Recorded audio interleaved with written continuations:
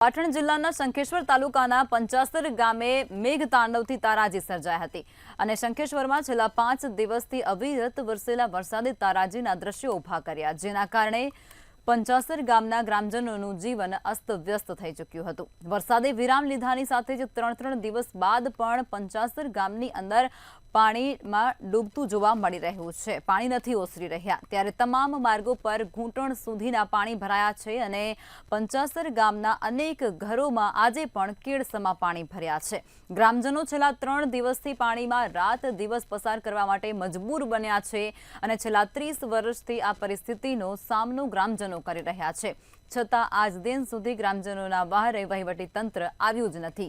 ત્યારે ગ્રામજનોની માંગ વહેલામાં વહેલી તકે પૂરી કરવામાં આવે તેવી માંગ પણ ગ્રામજનો દ્વારા ઉઠાવવામાં આવી રહી છે।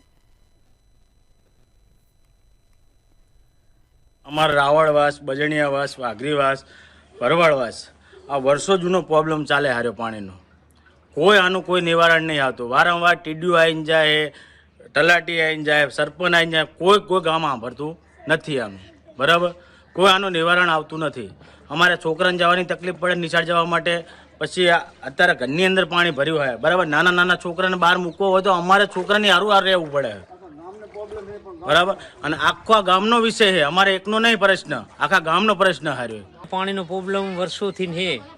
અમારા છોકરાને નિશાળ જવા માટે તકલીફ પડે છે, કોઈ આ ભરતું છે નહીં રાડ। આ પાણીનો કાંઈ કાની રાડ હોય છે વર્ષોથી, ઘરમાં પાણી છે।